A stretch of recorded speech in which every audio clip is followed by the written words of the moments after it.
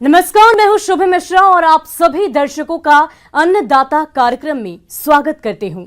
हमारे देश का किसान जन का पोषक है, वह श्रम का देवता है, अन्नदाता है और उसमें ही भारत की आत्मा निवास करती है। ऐसे ही किसानों की प्रगति के लिए हम खेती बाड़ी से जुड़ी हुई बहुत सी नई लाभकारी जानकारियां हर रोज सुबह लेकर आते हैं। तो चलिए कार्यक्रम शुरू करने से पहले देखते हैं क्या है आज अन्नदाता में। कोशिशें अगर ईमानदारी से की जाएं तो सफलता मिल ही जाती है। इसके लिए किसी डिग्री की जरूरत नहीं होती, बस हौसले मजबूत होने चाहिए। ऐसी ही कहानी है मधुबनी के अनुमंडल फुलपरास में रहने वाली महिलाओं की। इस प्रखंड की 80 महिलाओं ने मिलकर एक महिला समूह बनाया है, जो कि खेतीबाड़ी और इससे संबंधित व्यवसायों को अपनाकर अपनी आर्थिक दशा को सुधारने में लगी हैं और इसमें वे काफी हद तक कामयाब भी हो रही हैं। देखिए मधुबनी से हमारे संवाददाता अमित रंजन की एक खास रिपोर्ट।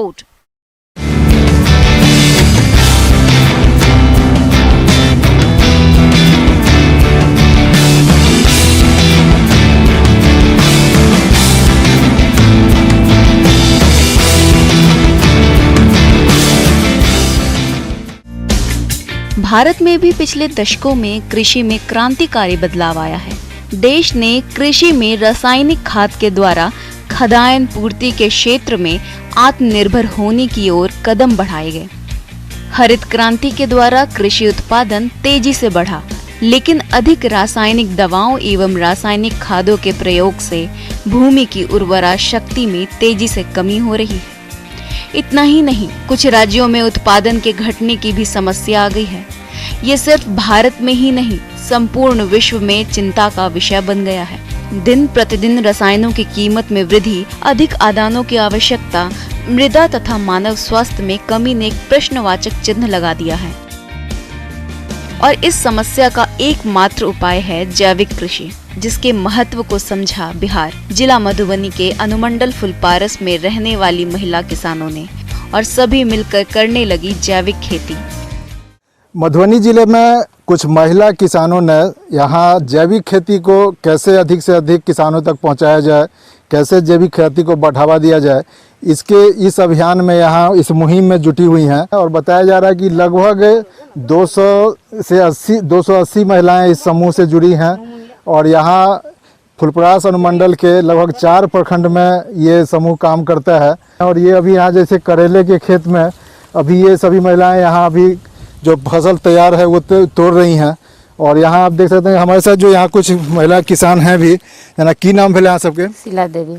शीला जी, जना अहाँ सब एठाम पूरा सब कोई जैविक खेती करै छी? जैविक खेती करै छी, हमरा पूरा जैविक के खाद के उपयोग करै छी। तो जना कथी अहाँ सब जना एमे जना कथी के अखन फसल सब लगबै छी? करेला छै, घीरा छै, झुमनी छै, सजमनि छै, परवल छै, मिरचाई छै, सब किछ के हमरा खेती करै छी। कुरली छै। गोबर के खाद हौदी बनेने छियै, गोबर के खाद बनबै छियै, वएह करेला जड़ में देलौ। जब अथी रासायनिक खाद के प्रयोग बहुत कम, बहुत मात्रा रासायनिक खाद के प्रयोग नहीं करै छियै, सबटा गोबर के वर्मी कंपोस्ट अपने बनै छै? अपने बनबै छियै, अपने सब फसल में, धान में, गहूम में, चाहे सब्जी खेती में, सब कुछ में। पूनम जी, जना एठाम जना अहाँ सबके जैविक खाद यूज करै छियै, कथी से बनबै छी अहाँ सब, केना सिखलियै से बनौले? हम सब बनलियै, एगो संस्था तरफ से एगो हाउसिंग बनबै लाइद बनबेला भेटले, तो संस्था जे गोगडिया हां तो ओतो से भेटल के ओइ में हम के लिए पत्ता पुत्ती तते कचरा भेले से देलौ। गाय के गोबर, भैंस के गोबर, बैल के गोबर में दक देलिए, फेन कचरा देलौ, पत्ता पुत्ती जते अर्जल खर्चा लगे से में भरलौ और ओइ में केचुआ होया, केचुआ हम डालना, ओइ से हम जैविक खाद बनौला। ये महिलाएं न केवल जैविक खेती करती हैं, बल्कि कई परंपरागत फसलों जैसे मडुआ, धान, कुटकी, आलू, अनेक सब्जियों की खेती करती हैं। साथ ही इनके बीजों का संग्रहण भी करती हैं। इसके लिए इन्होंने अपने स्तर पर एक बीज बैंक की स्थापना भी की, जिसमें ये पुरानी किस्मों के बीजों को जमा करके रखती हैं। ये महिलाएं घर गृहस्थी के काम के साथ साथ खेती बाड़ी करती हैं और दोपहर के समय इकट्ठा होकर खेती बाड़ी के विषय पर चर्चा करती हैं।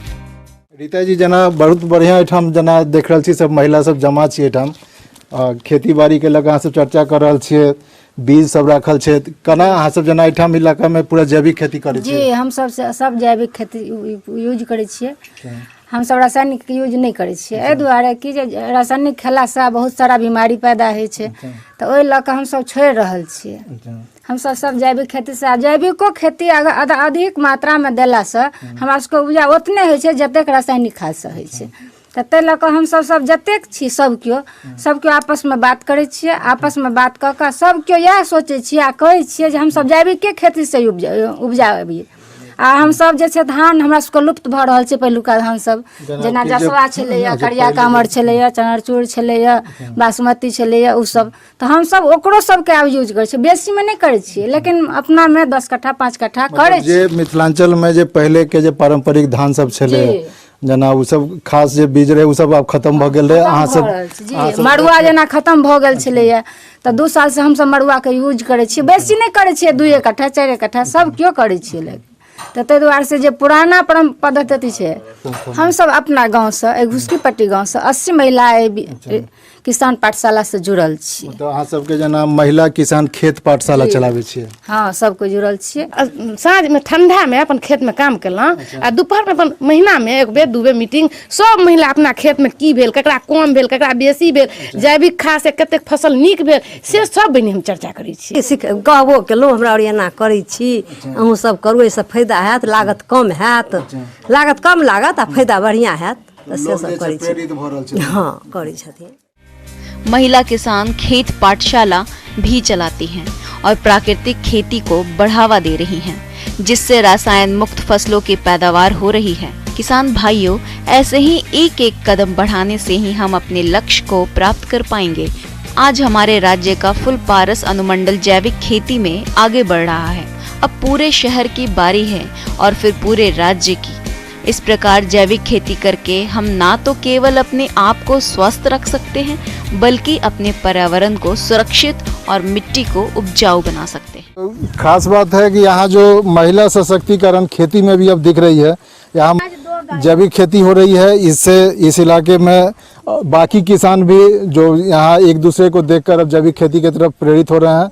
और यहाँ अब मतलब बताया जा रहा है कि न सिर्फ धान और गेहूँ बल्कि जो सीजनल सब्जियां हैं या जो और भी फल पौधा जो कुछ भी है वो यहाँ सभी महिलाएं मिलकर आपस में सलाह मशवरा कर एक साथ यहाँ खेती कर रही हैं और यहाँ इससे इस पूरे इलाके में खुशहाली आ रही है। अमित रंजन, न्यूज़ 18 मधुबनी। अपने प्रदेश में दूधिया मशरूम का उत्पादन बड़े पैमाने पर किया जाता है और इससे कम लागत में अधिक मुनाफा भी मिलता है। इसलिए किसान खेतीबाड़ी के साथ साथ अब मशरूम उत्पादन भी करने लगे हैं। किसान भाइयों, यूं तो मशरूम की विभिन्न प्रजातियां हैं जिनका उत्पादन मौसम के अनुसार चयन किया जाता है।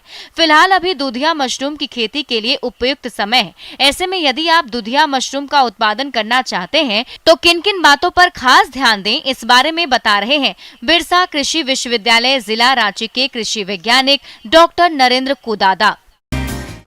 नमस्कार किसान भाइयों, आज मैं आप लोगों को दूधिया मशरूम के बारे में जानकारी देना चाहता हूं।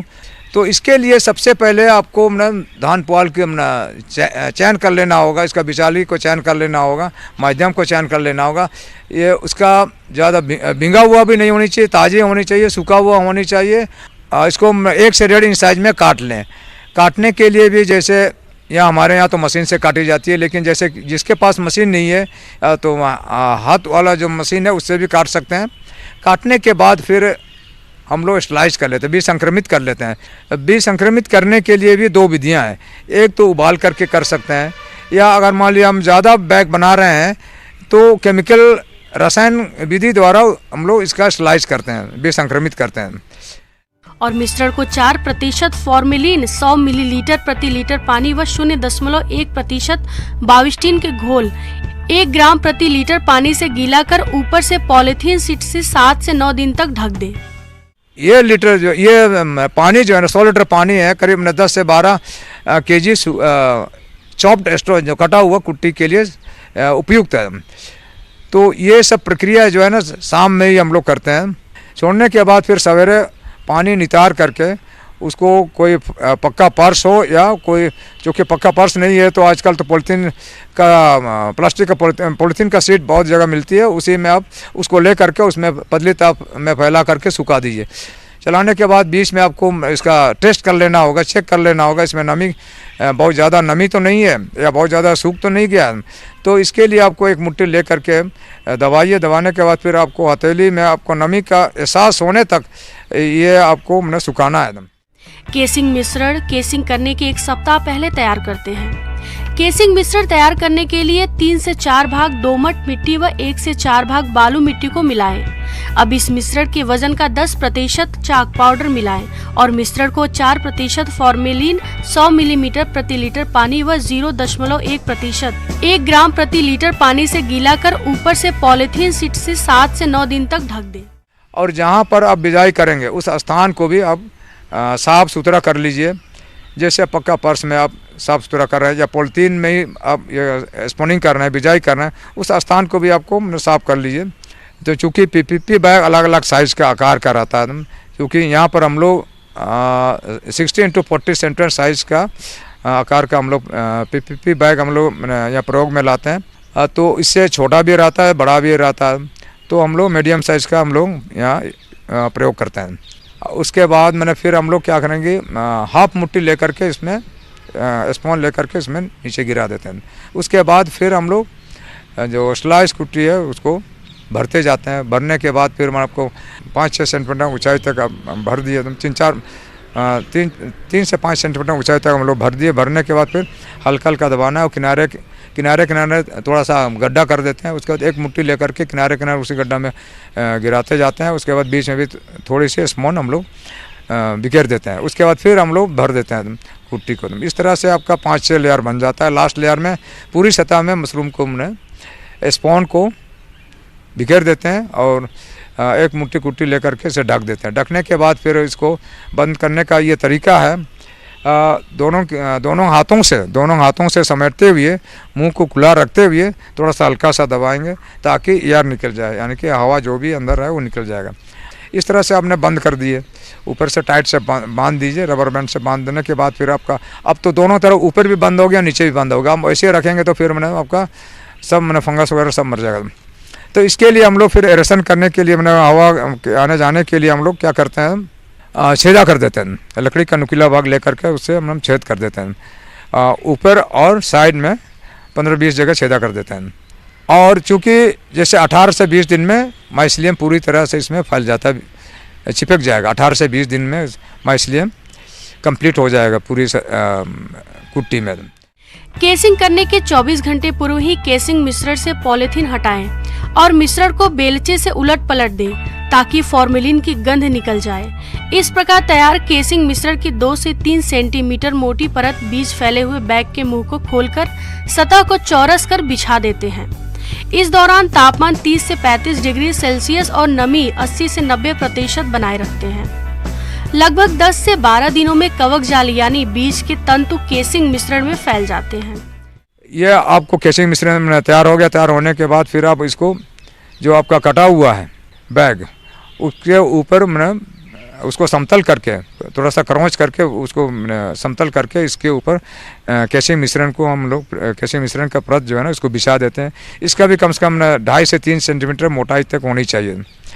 समान रूप से हम लोग इसको बिछा देते हैं, क्योंकि उस दिन तो फिर हम लोग दूसरे दिन से हम लोग पानी का छिड़काव कर सकते हैं। प्रोडक्शन हॉल में भी आपका बांस का रैक भी रख सकते हैं, या आपका हैंगिंग सिस्टम या टांग सकते हैं, या रैक में रख सकते हैं। इस तरह से आप इसको अपनी सुविधानुसार रैक, बांस का रैक भी बना सकते हैं, जो कम कीमत पर, कम लागत पर आपको ये होगी।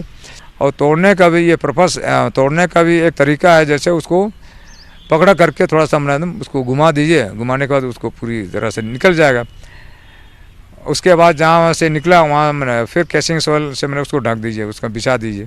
इस तरह से हम लोग इसको तोड़ सकते हैं, क्योंकि इसका भी डिमांड काफ़ी है आज का डेट में। मशरूम कोई आज नई चीज़ नहीं है, लेकिन बहुत ज़्यादा लोग उत्पादन कर ही रहे हैं। और जैसे एक बैग से करीब 1 से 1.5 kg मशरूम उत्पादन होता है। अगेती फूल गोभी की रोपाई किसान कर चुके हैं। अभी ये फसल बढ़वार की शुरुआती अवस्था में है और इसी समय से फसल में अनेकों कीड़ों का आक्रमण होना शुरू हो जाता है, जो कि फसल को काफी हानि पहुंचाते हैं।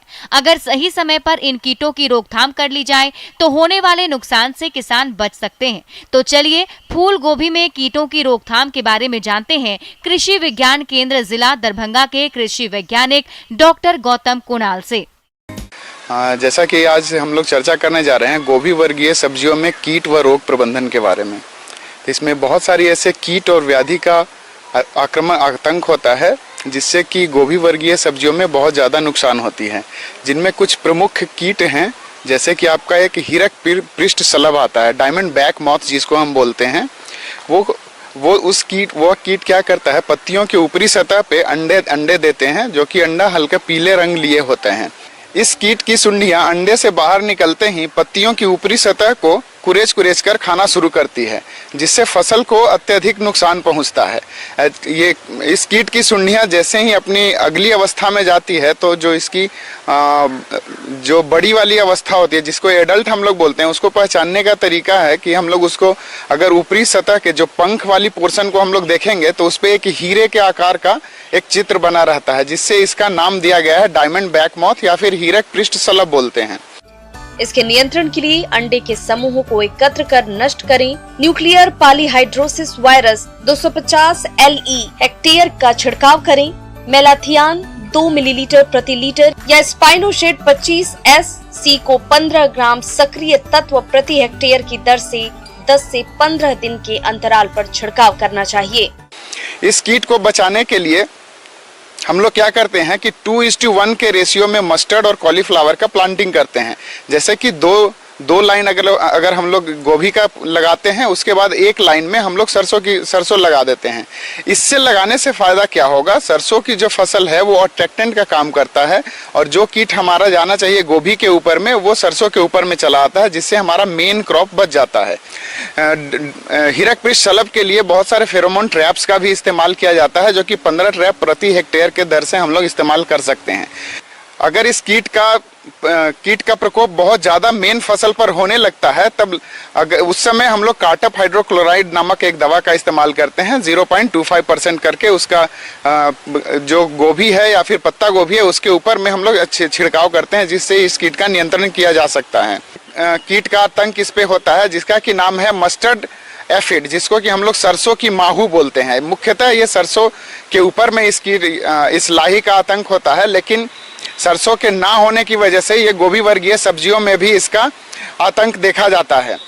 माहू कीट ये छोटे आकार के हरे पीले पंखदार व पंख विहीन कीट होते हैं। इस कीट के शिशु एवं वयस्क दोनों ही पत्तियों से रस चूसते हैं, जिससे पत्तियां पीली पड़ जाती हैं। उपज का बाजार मूल्य कम हो जाता है। माहू अपने शरीर से मधु रस उत्सर्जित करते हैं, जिस पर काली फफूंदी विकसित हो जाती है, जिससे पौधों पर जगह जगह काले धब्बे दिखाई देते हैं। इस कीट से लगभग 20 से 25% तक नुकसान हो जाता है। माहू के नियंत्रण के लिए बहुत सारे तरीके अपनाए गए हैं। अगर रासायनिक विधि के अलावा हम लोग बात करते हैं तो एक पीला प्रपंच होता है, जिसमें कि एक पीले रंग का एक कार्ड होता है, उसके ऊपर में गम चिपका होता है। अगर उस ट्रैप को हम लोग फील्ड में लगाते हैं, अपने खेतों में लगाते हैं, तो माहू उस पे जाकर के चिपक जाता है, जिससे हम माहू को नियंत्रण कर सकते हैं। दूसरा, इसमें हम लोग इमिडाक्लोप्रिड नामक दवा, चूंकि ये पत्तियों के रस को चूस करके खाता है, इसलिए हम लोग कोई भी सकिंग इंसेक्टिसाइड का इस्तेमाल कर सकते हैं, जिसमें कि हमारा इमिडाक्लोप्रिड है 1 ml प्रति 3 लीटर पानी मिला करके हम इस चीज को नियंत्रित कर सकते हैं। दूसरा एक कीट आता है इसमें, जिसको कि कैबेज बोरर बोलते हैं। ये क्या करता है कि गोभी या फूल गोभी जैसी सब्जियां हैं, इसके ऊपरी सिरे वाली भाग है, उसमें छेद करके उस फसल को नुकसान करते हैं। साथ ही साथ पत्तियों के ऊपरी सतह को खाते रहते हैं, और जिससे बहुत ज़्यादा नुकसान होता रहता है इस फसल को। इस कीट को पहचानने का तरीका इस तरह से हम लोग पहचान सकते हैं कि जिसकी नवजात शिशु हैं, उसका जो सिर होता है, आगे का जो मुख वाली पोर्शन होती है वो काली होती है, और बाकी पीछे का सारा भाग वो हरा दिखता है। तंबाकू की सूड़ी के वयस्क मादा कीट पत्तियों की निचली सतह पर झुंड में अंडे देते हैं। 4 से 5 दिनों बाद अंडों से सूड़ी निकलती है और पत्तियों को खा जाती है। सितंबर से नवंबर तक इसका प्रकोप अधिक होता है। इस कीट के नियंत्रण हेतु हम लोग क्विनलफॉस नामक दवा का इस्तेमाल कर सकते हैं। क्विनलफॉस नामक दवा का हम लोग 1.25% प्रति 2 लीटर पानी में मिला करके छिड़काव कर सकते हैं इस कीट का नियंत्रण करने के लिए।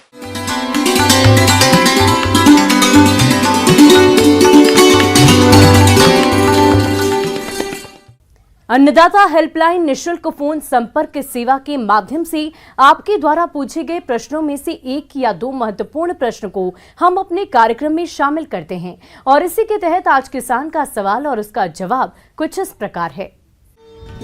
आज की अन्नदाता हेल्पलाइन में हमने जिस प्रश्न को शामिल किया है उसे पूछा है गांव बैजनी जिला भागलपुर के रत्नेश कुमार ने।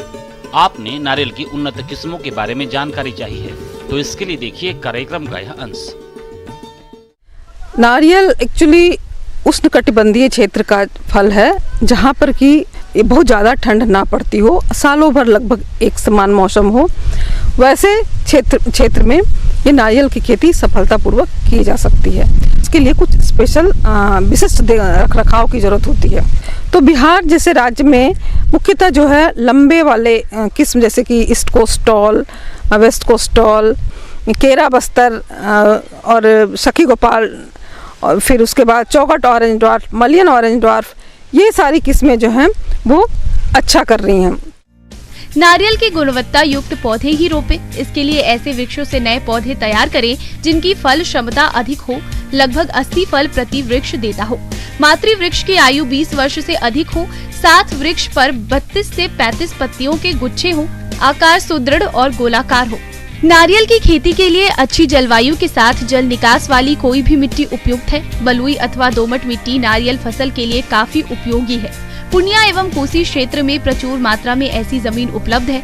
वो 3 महीने में जर्मिनेट कर जाते हैं और जर्मिनेट करने के बाद जो है हम उसको 6 से 7 महीने तक उसको उसी में छोड़ देते हैं। जब 4 पत्तियां पूर्ण रूप से खुल जाए तब उसको हम लगाते हैं, फील्ड में लगाते हैं जहाँ भी लगाना हो।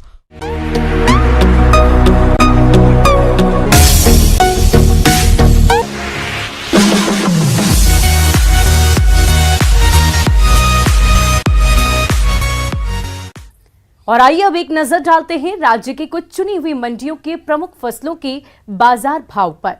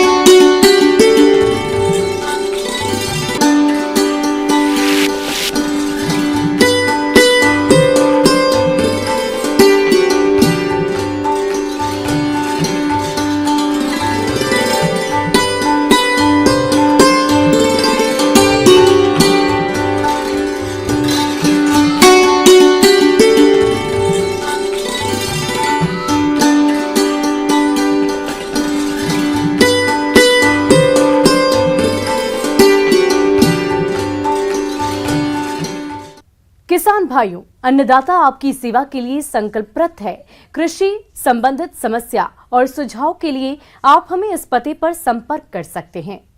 प्रोड्यूसर अन्नदाता, news 18 Bihar Jharkhand, Ramoji film city, Hyderabad 501512। और साथ ही आप हमें ईमेल भी कर सकते हैं। हमारा ईमेल आईडी है p18annadatabihar@nw18.com। इसके अतिरिक्त आप हमें निःशुल्क हेल्पलाइन नंबर 180088921633 पर सोमवार से लेकर शनिवार सुबह 10 बजे से शाम 4 बजे के बीच संपर्क कर सकते हैं। किसान भाइयों, अब समय हो रहा है आपसे विदा लेने का, तो हमारी अन्नदाता टीम को दीजिए इजाजत। कल फिर आपसे मुलाकात होगी कृषि संबंधित कुछ और महत्वपूर्ण जानकारियों के साथ। नमस्कार।